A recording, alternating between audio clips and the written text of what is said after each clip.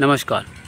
किसान भाइयों, आज के वीडियो के माध्यम से हम बात करने वाले हैं मूली की उन्नत सफल खेती के बारे में। किसान भाइयों, मई और जून के महीने में आप किस तरीके से मूली की उन्नत सफल खेती कर सकते हैं, वो कौन सा सही तरीका है, कौन सी बेस्ट वैरायटी है और किस प्रकार जो है आप मई जून के महीने में मूली की खेती से अच्छा खासा प्रॉफिट यानी अच्छी खासी इनकम प्राप्त कर सकते हैं। सही दवाई कौन सी है और सही तरीका कौन सा है, सारी जानकारी आज आपको इस वीडियो के माध्यम से बिल्कुल लाइव प्रूफ दिखाने वाला हूँ और एक एक चीज़ के बारे में बारीकी से बताने वाला हूँ किस तरीके से आप मई जून के माह में मूली की उन्नत सफल खेती करके बहुत ही अच्छा प्रॉफिट कमा सकते हैं, वो भी मात्र 30 से 35 दिन के अंदर।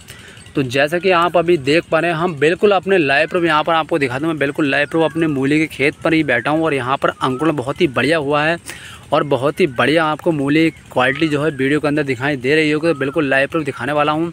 कि किस तरीके से आपको मूली की खेती करनी है, बेस्ट वैरायटी कौन सी है, सही दवा कौन सी है और सही तरीका कौन सा है, जिसका अगर हम प्रयोग करते हैं तो मात्र 30 से 35 दिन के अंदर बहुत ही अच्छी इनकम यहाँ पर कर सकते हैं। तो चलिए किसान भाइयों बात करते हैं। तो सबसे पहले अगर आप भी मई या जून के माह में मूली की उन्नत खेती करना चाहते हैं तो सबसे पहले आपको ज़मीन को अच्छे तरीके से यहाँ पर तैयार करना है। ज़मीन को अच्छी तरीके से तैयार करने के बाद किसान भाइयों खेतों में आपने देखा होगा अधिकतर किसान भाइयों खेतों में मूली काली पड़ जाती है। तो उसके लिए हमें ज़मीन तैयार करते वक्त ही यहाँ पर दवाई डालनी है ताकि हमारी खेती में वो समस्या ना आए। तो उसके लिए आपको क्या करना, देखिए 1 बीघे में आपको डोज बता रहा हूँ, उसके हिसाब से आप यहाँ पर अपनी खेती में डिवाइड कर सकते हैं। तो आपको 1 बीघा के अंदर यहाँ पर 8 से 10 किलो DAP डालना है या फिर आप NPK डाल सकते हैं, दोनों में से कोई भी डाल सकते हैं। साथ में यहाँ पर आपको 1 केजी जो फुराडान आती है, कार्बोफ्यूरान जो आता है 3G में, वो यहाँ पर आपको डालना है। तो देखिए इससे होता क्या है, एक तो ये होता है कि DAP के साथ में हम फुराडान का इस्तेमाल जब करते हैं तो जैसे ही हमारी मूली के अंदर अंकुरण शुरू होता है तो मिट्टी के अंदर जो हानिकारक कीट होते हैं वो मर जाते हैं और हमारी खेती में कोई भी समस्या नहीं आती।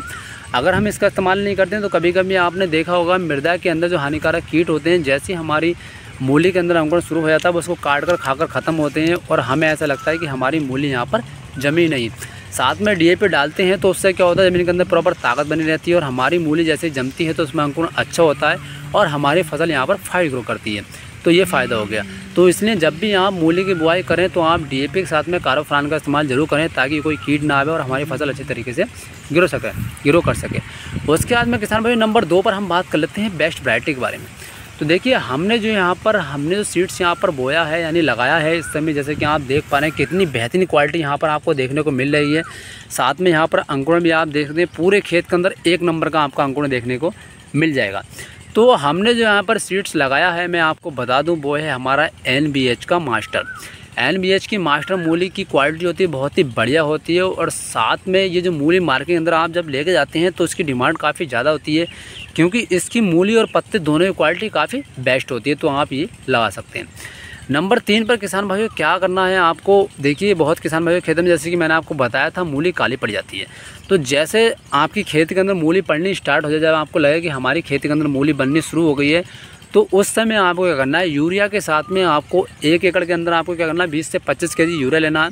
और साथ में आपको आधा लीटर जो हमला वाली क्लोरा आती है, हमला 505 वाली, वो आपको यहाँ पर डाल देनी है ताकि जो मिट्टी के अंदर जो कीट होते हैं या फिर जो मूली पर कीट अटैक करते हैं उसको खाकर ख़त्म करते हैं, मूली काली पड़ने लगती है।